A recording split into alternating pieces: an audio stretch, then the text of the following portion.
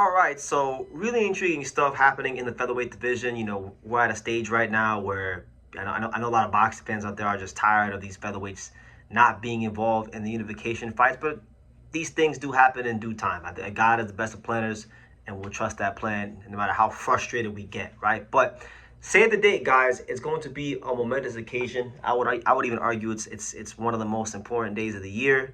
American Independence Day, the 4th of July. We know Abdullah Mason's fighting Joe Cordina. That'll be a cool fight. But the co-main event is what I'm interested in.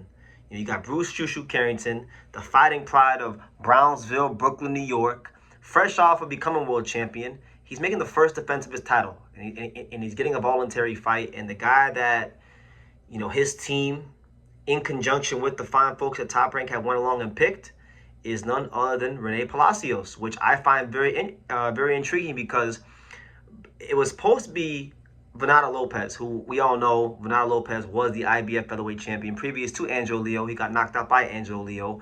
Bruce Carrington and him have a history from sparring each other. They know each other quite well. I know that Bruce knows Venado and Venado's manager Federico. But Bruce went another direction. That fight fell through. So he picks Rene Palacios. Why did he pick Rene Palacios instead of Venado Lopez? Now, there's a perception that Venado Lopez is damaged goods and that he shouldn't even be boxing right now, which is valid. There's valid concern for Venado, but nobody has actually proven that he's damaged goods in the ring yet, right? That being said, Palacios just recently burst onto the scene with a very good win over the guy that a lot of people, myself included, firmly believe already beat Bruce Carrington, and that guy was Suleiman Tagawa. So he's fighting the guy that beat the guy who many people thought beat him, right? In Palacios, who beat Sagawa. Now, Rene Palacios is a southpaw. He's a southpaw fighter, aggressive fighter, inside fighter, athletic fighter.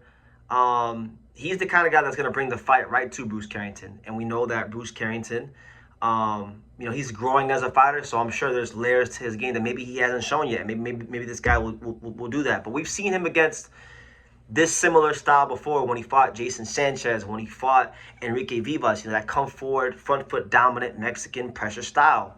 And he's done very well against that style. He's actually had some of his best performances against that style. So I believe that's part of the reason why K. Karoma, Top Rank, Bruce Carrington, all parties involved, they picked him because they feel like his style is going to mesh well with what Bruce does. So it's a good fight. It's a good fight. I like this fight. I think they keep your shoo in this fight. And what I'm looking for in terms of growth, I'm looking forward to seeing how he uses those long arms, because Bruce has a 72-inch reach advantage. Palacios is pushing about a 67-inch reach advantage. So he has a 5-inch reach advantage on Palacios. How he exploits that or doesn't exploit that will be, in my opinion, one of the biggest determining factors in this fight. It is also worth noting, and I'll give you guys a bit of some exclusive information that's not out there. Palacios is a guy that I know sparred with Angelo Leo when Angelo Leo was young in his career. I'm going to say like 2-0, 3-0, somewhere in his first five from his pro debut to his first 5 fights.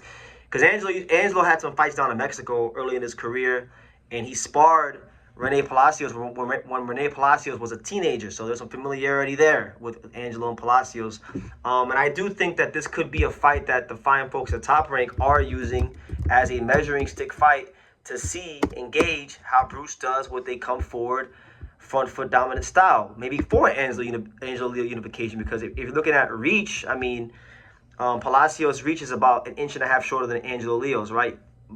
But Angelo's not an outright come forward fighter. So I just think it's a good fight. I think it makes sense because Palacios is a guy that works with ProBox TV. Top Rank and ProBox TV do a lot of business together. He just beat the guy that a lot of people thought beat Bruce. So, it could be a feather in Bruce's cap if he does dominate Palacios. And what I'll say is this. A lot of people are going to shit on the matchup and say things like that. I'm going to say this, man.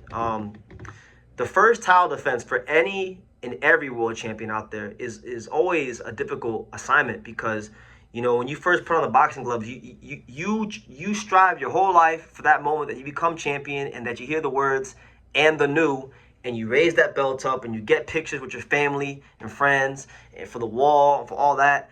And then, some fighters, and I'm not saying this is Bruce, but I'm saying it's natural for fighters to have a mental letdown. And I think the first defense will always tell you a lot about what kind of fighter someone is, right? Some fighters get harder first defenses than others, but generally speaking, it's a big watershed moment in the career for a fighter when they get that first defense. So my thing is, I'm looking to see if Bruce has that mental focus to dominate and do his thing in his first defense against Palacios, because, like I said, right now, everyone's telling Bruce he's great. He's the next great New York fighter, this, that, and the third. And sometimes, as human beings, we can believe our own press clippings. So he has to block that out, stay focused on the task at hand, and go put on a spectacular performance. And for Palacios, this is a great chance for him to really, stick his flag in the ground in the featherweight division. If he wins this fight and he becomes the WBC featherweight champion of the world, we're talking about now potentially him maybe revisiting those sparring sessions with Angelo Leo and doing unification with him, and or being an option to do an all-Mexican unification fight with Rafael Espinoza, right? And that's interesting because, recently I talked to Ferco, and I'll do a video on this later on. It'll be its own video because a lot of guys, Bruce and Rafa, both had the Bernardo fight presented to them, and they went another direction. But Rafa said he doesn't want to fight Mexicans. That's why the Bernardo fight didn't happen. So maybe Palacios might be ruled out. So either way, look, Palacios wins. He achieves his lifelong dream and becomes one of the guys to get a unification fight in the division. And who knows? Maybe he becomes a guy that thrusts his name in the Inoue sweepstakes. Things in boxing change just like that. So we'll see how it goes, man. But if Bruce Carrington, I'll put it to you guys like this. This is how I see the fight. This fight, I feel, will test Bruce Carrington's boxing ability. In terms of, I do think Palacios is more athletic, and he's fresher than some of the guys with a similar style like Vivas or Jason Sanchez. I don't think he has as many miles on him as those guys did. I think he's also more athletic than those guys, and he's a southpaw. So when you're fighting a southpaw, that foot placement's always a big thing, and it can take fighters a couple of rounds to deal with. So what I'll say is this: if Bruce does not hurt Palacios in the first 4.5 to 5 rounds, I could see this being a very difficult and long night for him.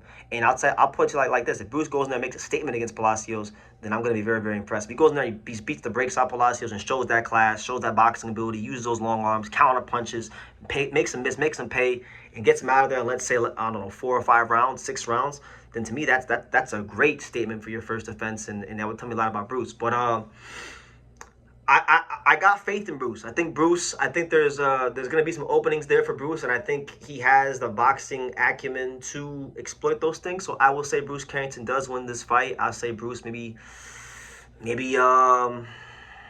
not the first 4 or 5 rounds. I'm thinking Bruce somewhere between 7 and 9 rounds. I think he gets Palacios out of there in a very good fight. I think Palacios will put up a spirited effort. But again, we might get some questions answered about Bruce in this fight that haven't been answered yet, because Palacios is very athletic, he's a southpaw, and he comes forward. The combination of those things could make this a difficult fight. But again, I believe in Bruce being one of the guys that can do something in the featherweight division, so I will say he finds a way and does his thing. But it is a very intriguing fight, and who knows? I'm not sure yet. I haven't made the decision yet if I'm going to be in Cleveland or not.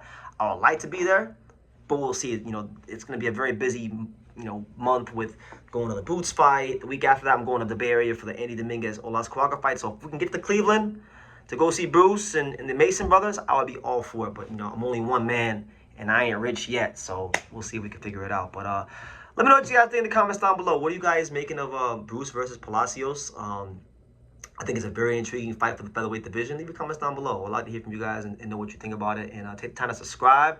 I will see you in the next video.